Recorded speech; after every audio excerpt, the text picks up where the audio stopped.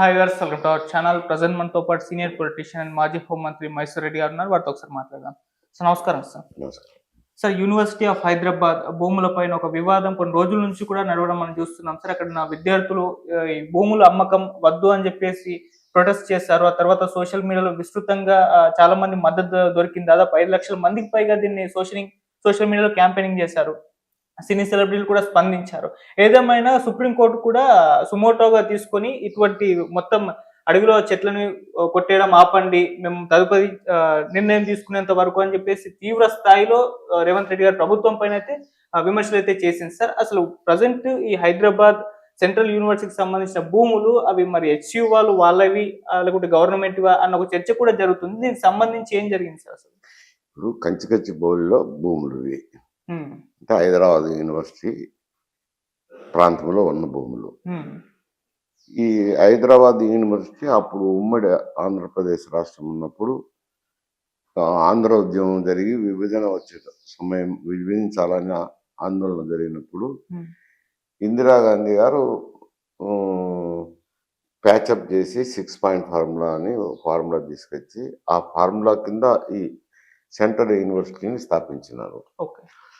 ఈ యూనివర్సిటీకి దాదాపు 1300 ఎకరాలు అనుకుంటాను, 2300 ఎకరాలు కేటాయించినారు. ఆ కేటాయించిన భాగానికి కంచె కాంపౌండ్ వాళ్ళు కూడా నిర్మాణం చేసుకున్నారు. ఈ కంచి పౌలి భూముల్లో 400 ఎకరాలు అవి యూనివర్సిటీకి కేటాయించలేదు, పక్కన ఉన్నాయి. గతంలో కూడా ఇది వివాదాలు నడిచినాయి. తెలుగుదేశం పార్టీ అధికారంలో ఉన్నప్పుడు బిల్లీరావు అని ఆయనకు స్పోర్ట్స్ అథారిటీ కింద భూములు కేటాయించినారు. కేటాయించిన తర్వాత రాజశేఖర రెడ్డి అధికారంలోకి, కాంగ్రెస్ పార్టీ అధికారంలోకి వచ్చినప్పుడు అప్పటి ముఖ్యమంత్రి రాజశేఖర రెడ్డి ఆర్డర్ క్యాన్సిల్ చేసినారు. ఆర్డర్కు వ్యతిరేకంగా సుప్రీంకోర్టుకు వెళ్ళారు బిల్లీరావు. అప్పుడు ప్రభుత్వం ఫైట్ చేసి అంటే ప్రభుత్వంకు అనుకూలంగానే సుప్రీంకోర్టు తీర్పిచ్చినారు. అంటే అది ప్రభుత్వ భూమి కిందనే లెక్క వస్తుంది. ఎందుకంటే ప్రభుత్వం అలాట్ చేసి ఒక ప్రభుత్వం అలాట్ చేస్తే మరొక ప్రభుత్వం క్యాన్సిల్ చేయడము, అవి ప్రభుత్వ భూమి కిందకే వస్తాయి. ఇప్పుడు ఈయన కూడా ఏదో అక్కడ పార్క్ ఏర్పాటు చేయాలని చెప్పి అథారిటీగా కేటాయించాలని ఓ నిర్ణయం తీసుకున్నారు. నిర్ణయం తీసుకున్నప్పుడు మరి ఏం సమస్య ఏమో హైదరాబాద్ యూనివర్సిటీకి సంబంధించిన విద్యార్థులు ఇది వేలం వేయకూడదు అని చెప్పి ఒక ఆందోళన అయితే చేపట్టినారు. ఆ ఆందోళనకు సరేలేండి, మామూలుగా గతంలో అయితే తెలుగుదేశం పార్టీ కూడా కొంత, బీఆర్ఎస్ పార్టీ కూడా కొంత అమ్మదలుచుకున్నది. వివిధ కారణాల వల్ల నిలిచిపోయినప్పుడు ఇప్పుడేమో అది అమ్మద్దు అని వాళ్ళు కూడా, ఇది రాజకీయం రండి, ఇది బీజేపీ కానీ బీఆర్ఎస్ కానీ రాజకీయంగా కాంగ్రెస్ తీసుకున్న నిర్ణయాన్ని వ్యతిరేకిస్తున్నారు. ఈ వ్యతిరేకించినప్పుడు వాళ్ళు యూనివర్సిటీ విద్యార్థులకు మద్దతుగా పోతున్నారు. ఈ ప్రజా సంఘాల వాళ్ళు కూడా కొందరు మద్దతు పలుకుతున్నారు. అది ఒక భాగం రండి. అయితే ఇంత లోపల సుప్రీంకోర్టులో ఈ కేసు విచారణకు వచ్చింది. విచారణకు వచ్చినప్పుడు వాళ్ళు కొంత విచారించిన తర్వాత ఈ హియరింగ్ అప్పుడు హైకోర్టు రిజిస్ట్రార్ను వెళ్ళి అక్కడ ఉండే వాస్తవ పరిస్థితులు మీరు సాయంకాలం లోపల మాకు రిపోర్ట్ ఇవ్వండి అని చెప్పారు. అంటే ఏ పరిస్థితులు అంటే అక్కడ చెట్లు ఉన్నాయా, పచ్చులు జంతుజాలాలు ఉన్నాయా, రెండోది ఈ పర్యావరణ అనుమతులు ఇవన్నీ ఉన్నాయా లేవా అని విచారించి మాకు రిపోర్ట్ ఇవ్వమన్నారు. రిపోర్ట్ ఇచ్చే అనుమతులు లేవు, అది ఫారెస్ట్ కాదనేది ఒక వివాదం ఉంది.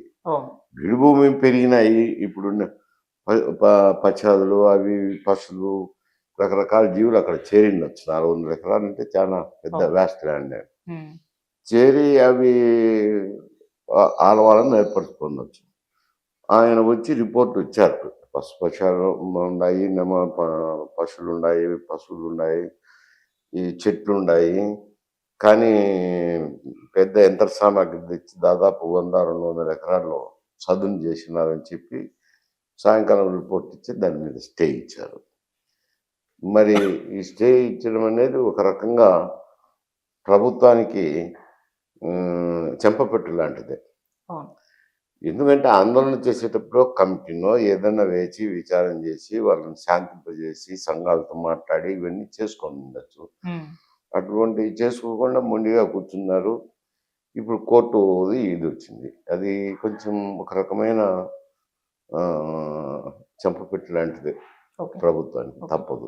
ఇప్పుడు సుప్రీంకోర్టు నిర్ణయం తర్వాత ఇప్పుడు కమిటీ వేశారు. బట్టి విక్రమార్క గారు ఇంకొంతమంది ఉన్నారు. వాళ్ళు వెళ్ళి పౌర సంఘాలతో విద్యార్థులు మాట్లాడబోతున్నారు. అంటే లేట్ అయిపోయిందని అనుకోవచ్చా సార్? ఇది అఫ్లైట్ థింకింగే కదా. ఎందుకంటే సుప్రీంకోర్టు ఇన్వాల్వ్ అయ్యి స్టే విధించక ముందే ఈ చర్యలు తీసుకొని ఉండాల్సింది. ఒక కమిటీ వేయడము, అన్నాన పనులు నిలుపుతాంలే అని చెప్పడము, వాళ్ళే నిలిపి కమిటీ వేసి విద్యార్థులతోనూ సంఘాలతోనూ చర్చించి ఉంటే బాగుండేది. అదొక రకంగా ఉండేది, గౌరవప్రదంగా ఉండేది. ఓకే. ఇప్పుడు ఎందుకంటే స్టే వచ్చిన తర్వాత కమిటీ వేయడం అంటే అది ఏం పెద్ద ఉపశమనం కాదు కదా ప్రభుత్వానికి. ఓకే సార్, ఇష్యూ తర్వాత ఒక చర్చ సోషల్ మీడియాలో కానివ్వండి లేకుంటే మీడియాలో కానీ జరిగింది. అంటే డెవలప్మెంట్ వర్సెస్ ప్రకృతి ఏది ముఖ్యం అన్నట్టుగా. అంటే ఇప్పుడు ఐటీ పార్కులు కావాలి, ఉద్యోగాలు కావాలి అని అనుకున్న వాళ్ళందరూ కూడా ఇక్కడ వస్తే బాగుంటుంది, ప్రకృతి పర్లేదు అని చెప్పేసి అని అంటారు. లేదు, ప్రకృతే ముఖ్యం, మనకు ఫ్యూచర్ కు ఉపయోగపడుతుంది అన్నట్టు వాళ్ళు ఒక రకమైన డిబేట్ అయితే స్టార్ట్ అయింది సార్. మీరేం చెప్తారు దీనికి సంబంధించి? ఇప్పుడు ఈ పర్టికులర్ నేను పర్యావరణము పరిరక్షించాలనే దాంట్లో నేను ఏకీభవిస్తాను, ఎక్కడ కాదండు. ఈ పర్టికులర్ ల్యాండ్కు సంబంధించి వదిలిపెట్టి ఉన్నారు కాబట్టి దాదాపు 20 సంవత్సరాలైందో 40 సంవత్సరాలైందో వదిలిపెట్టి ఉన్నారు కాబట్టి చెట్లందు మొలిచి కొంత పశువులు, జంతువులు ఇటువంటివన్నీ చేరిండొచ్చు ఇక్కడ. ఎందుకంటే హైదరాబాద్ చుట్టుపక్కల నెమళ్ళ సంఖ్య ఎక్కువ. ఎక్కడ ఇప్పుడు కేబిఆర్ పార్క్ లో కూడా చూస్తుంటాం కదా, మనుషులు నడుస్తున్నా నెమళ్ళు పక్క పక్కన ఉంటాయి. అట్లా అక్కడ కూడా ఉండిండొచ్చు. ఇది ఫారెస్ట్ ల్యాండ్ అని డిక్లేర్ చేయలేదు కదా, ఇది ప్రభుత్వ భూమి కిందనే ఉంది. అయితే చేసేది ఒక విధానంలో చేసుకొని ఉంటే బాగుండేది. ఒంటెత్తు పోకల్లో లేకుండా ఏదన్నా పద్ధతులు ఉన్నాయి, ఆ ప్రజాస్వామ్య పద్ధతుల్లో చేసుకొని ఉంటే బాగుండేది. ఓకే సార్, నిన్న కేటీఆర్ గారు కూడా ఒక ప్రెస్ మీట్ పెట్టి మాట్లాడారు. మేము 3 సంవత్సరాల్లో మరోసారి అధికారంలోకి రాబోతున్నాం. ఈ 400 ఎకరాలని ఇప్పుడు ఎవరు కొనుక్కున్నా సరే మేము వెనక్కి తీసుకుంటాం. దాన్ని దేశంలోని అతి పెద్ద ఎకో పార్క్ గా మేము అనౌన్స్ చేస్తాం. దాన్ని ఎవరు కొనుక్కున్నా సరే ఇప్పుడు మేము మాత్రం రిటర్న్ తీసుకుంటామని చెప్పేసి అనౌన్స్ చేశారు. మరి ఆయన వాళ్ళు చేసే పనులకు ఇప్పుడు వేరే వాళ్ళు చేస్తే కూడా ఇష్టపడకుండా మాట్లాడుతున్నారు. నేను అది ఆ యొక్క కిస్సాన్ని వాళ్ళు కాంగ్రెస్ పార్టీ ఏ నిర్ణయం తీసుకున్నా భూతద్దంలో వేసి విమర్శించడం భావభావనలకు అలవాటు అయిపోయింది. ఇక్కడ కూడా ఈ భూమిని కొందరికి అలాట్ చేయాలని చూసినారు కదా, ప్రయత్నం చేసినారు కదా. ఈ 400 ఎకరాల్లో కొంత భూమిని ఇతరులకు ఇచ్చేదానికి ప్రయత్నం చేసిన వాళ్ళ ప్రభుత్వం ఉన్నప్పుడు కొంత కదిలిన తర్వాత మళ్ళీ ఏ కారణాల వలన అది నిలిచిపోయింది. అంతేగాని ప్రయత్నం చేయకుండా అప్పుడే 10 ఏళ్ళు ఉన్నారు. 10 ఏళ్ళు ఇప్పుడు ఏకో పార్క్ డెవలప్ చేయొద్దని ఎవరు వద్దన్నారు? ఇప్పుడు మేము మళ్ళీ అధికారంలోకి వచ్చే చేస్తామంటే ఆళ్ళు లేదు, చూడలేదు, కొడుకు పేరు సోమలింగం అన్నట్టుంది. మేము వాళ్ళు ఓడిపోవాలా, నువ్వు అధికారంలోకి రావాలా, ఇంకా 3.5 సంవత్సరాలు ఉన్నాయి, అప్పుడు ఏకో పార్క్ చేస్తామనడం అసమంజసంగా కనపడుతుంది. ముందు చేసిన నిర్ణయాలు అయితే మేము ఈ ఇది ప్రభుత్వ భూమే అయినా పార్కు డెవలప్ చేస్తామని డెవలప్ చేసిందంటే గత 10 ఏళ్లలో. ఇప్పుడు ఆ మాట మాట్లాడినా కానీ సమర్థించాల్సిన అవసరం ఎవరికైనా ఉంది. అప్పుడంతా ఒక రకంగా ఉండి 10 ఏళ్ళ అధికారం ఉన్నప్పుడు ఇప్పుడు ఒక రకంగా మాట్లాడడం అది సమంజసంగా కనపడదు, అవకాశవాదంగా కనపడుతుంది. ఓకే సార్, ఇటు రేవంత్ రెడ్డి గారి 15 నెలల పాలన చూసుకుంటే ఎక్కువగా ప్రజల్లో నెగిటివ్ కామెంట్సే వస్తున్నాయి సార్. అంటే కొన్ని నిర్ణయాలు వాళ్ళు తీసుకుంటే హైడ్రా విషయంలో ఆయన మంచి పనికే తీసుకున్నారు. చెరువుల పరిరక్షణ అని చెప్పేసి ఒకటి వేసుకున్నారు, కానీ పేదల ఇళ్ళు కూలుస్తున్నారని చెప్పేసి విపరీతంగా నెగిటివ్ రావడం, వాళ్ళ దగ్గర నుంచి విమర్శలు రావడం అటు చూసాం.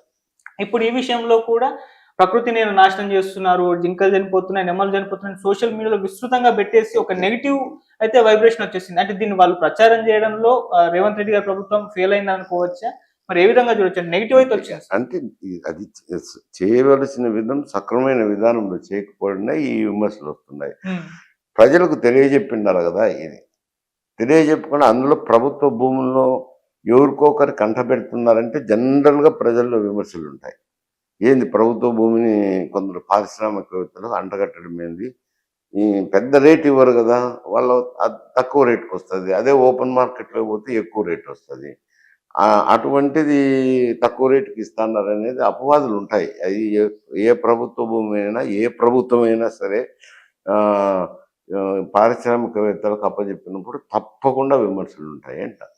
అయితే ఆ విమర్శలను దృష్టిలో పెట్టుకొని కొంచెం దుందుడుగ్గా లేకుండా పారదర్శకంగా చేస్తే సజావుగా ప్రజాస్వామ్యబద్ధంగా ఈ విమర్శలు రావు.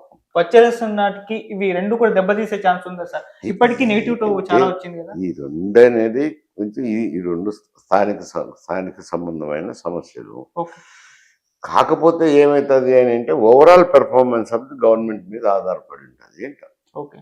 అండ్ ఇక్కడే కాదు సార్, ఇప్పుడు నేషనల్ లెవెల్లో కూడా ఇష్యూ చాలా రైజ్ అయింది. అంటే ఇక్కడ మీడియా కంటే ఎక్కువ నేషనల్ మీడియాలో దీన్ని కవర్ చేస్తారు. ఎందుకు అంటే రాహుల్ గాంధీ గారు ఈ ఇష్యూ జరగక ముందు కొన్ని రోజుల ముందర పార్లమెంట్ లో బీజేపీ అడవుల్ని నాశనం చేసి కార్పొరేట్ కంపెనీలకు ఇచ్చేసి అవి గడుతున్నారు డెవలప్మెంట్ పేరుతో అని చెప్పేసి ఆయన విమర్శలు చేశారు.